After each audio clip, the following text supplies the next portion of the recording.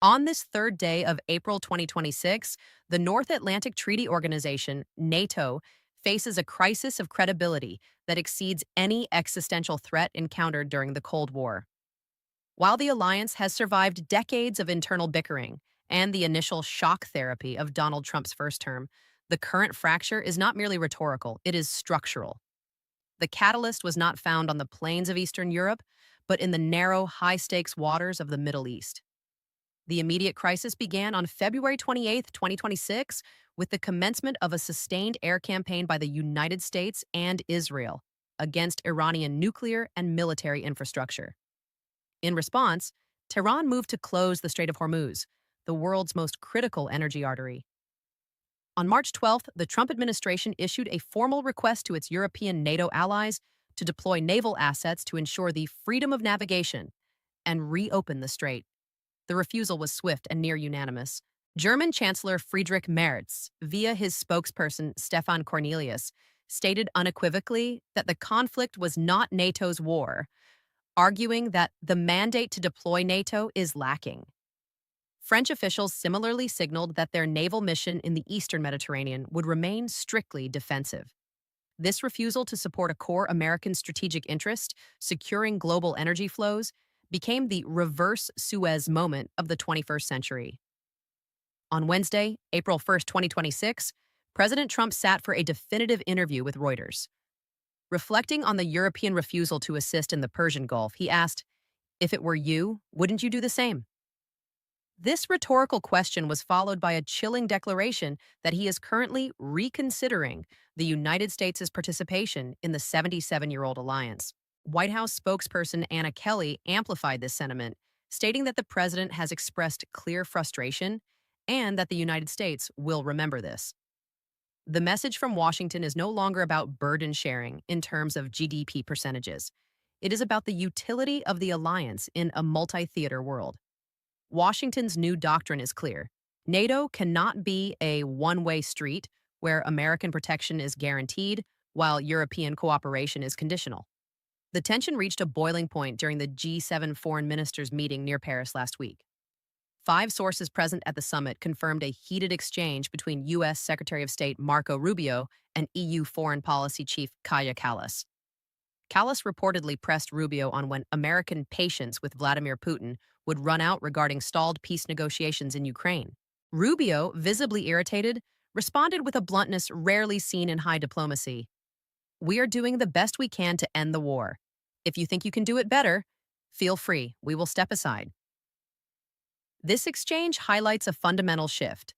The U.S. is now prioritizing the termination of the European conflict to free up resources for the Middle East and the Indo-Pacific, even if the terms of that peace are unpalatable to Brussels.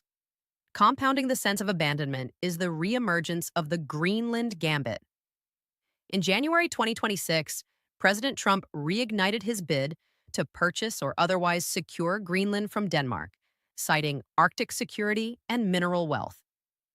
When Copenhagen and other NATO allies deployed troops to the territory in a defensive show of force, Trump threatened a 25% import tax on EU goods. While a temporary framework for a deal was discussed with NATO Secretary General Mark Rutte at Davos, the damage was done. For the first time in history, the Danish Defense Intelligence Service listed the United States as a potential threat to national security. The alliance is now in a state where the guarantor of security is viewed by some members as a territorial predator. Legally, Trump is constrained. The 2023 National Defense Authorization Act, NDAA, specifically Section 1250A, co-authored by Marco Rubio and Tim Kaine, prohibits the president from unilaterally withdrawing from NATO without a two-thirds Senate majority. However, analysts warn that this is a parchment barrier. As commander-in-chief, Trump maintains the sole authority to direct U.S. troops. If he refuses to issue the order to defend an ally under attack, Article 5 becomes an empty promise.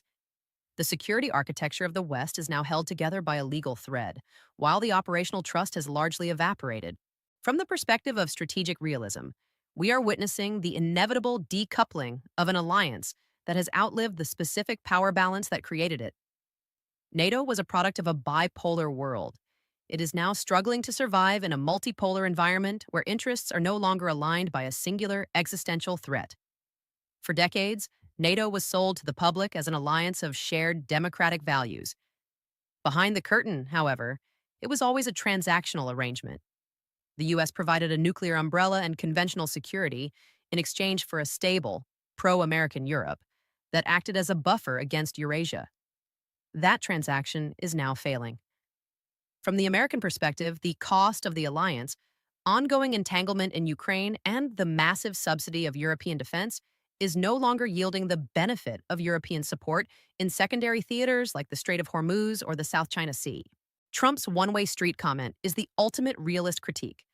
An alliance that does not serve the national interest of the hegemon is a liability, not an asset. Perhaps the most significant unintended complication is the U.S. decision to lift sanctions on Russian oil to stabilize domestic energy prices during the Iran conflict. This move is a masterclass in pragmatic cynicism. By allowing Russian oil back into the global market, Washington has effectively undercut its own rhetoric regarding the defense of Ukraine. To the Europeans, this feels like a strategic betrayal. To the Trump administration, it is a necessary move to prevent a domestic economic collapse while fighting a war in the Middle East. It proves that when forced to choose between European territorial integrity and American economic stability, Washington will choose the latter every time. Credibility is a finite resource, and the U.S. has decided to spend it elsewhere. The European response, vocalized by figures like General Francois Lecointre, calls for a NATO without the Americans. This is, quite frankly, a strategic fantasy. The reality is that Europe lacks the heavy lift transport, satellite intelligence, and nuclear redundancy to replace the U.S. footprint. General Lecointre's question, whether this organization should continue to be called NATO, signals a desperate attempt to find a new identity. But identity does not stop tanks. If the U.S. withdraws its backbone capabilities, the European members of NATO become a collection of middle-tier powers with no unified command and no credible deterrent. The result would not be a strong Europe, but a fragmented continent susceptible to Russian and Chinese salami-slicing diplomacy. The obsession with Greenland is not a sideshow or a tantrum. It is a calculated, realist move. In a warming world, the Arctic is the next frontier for both resource extraction and maritime transit. By shifting focus from the Rhine to the Arctic Circle, the Trump administration is signaling a move toward a Fortress America posture. The U.S. is increasingly viewing the North Atlantic not as a bridge to Europe, but as a moat to be guarded. This Arctic pivot suggests that Washington sees more value in controlling the northern approaches to the American continent than in garrisoning the borders of the European Union. The Atlantic is narrowing into a security perimeter, leaving the rest of the continent on the outside. The most dangerous consequence of this friction is the destruction of the deterrence by certainty. For 77 years, the world believed that an attack on a NATO member meant an immediate, overwhelming American response. Today, that certainty is gone. Even if Trump never formally leaves NATO, the mere doubt he has sown is sufficient to change the behavior of adversaries. If Vladimir Putin believes there is even a 30% chance that the U.S. would not defend the Suwalki Gap, the risk-reward calculus of aggression changes overnight. Deterrence is a psychological state. Once the doubt enters the mind of the adversary, the alliance has already failed in its primary mission. We are likely to see a shift from multilateralism to a series of hub-and-spoke bilateral deals. Poland, the Baltic states, and perhaps the UK will seek separate, direct security guarantees from Washington, bypassing the cumbersome and now fractured NATO consensus.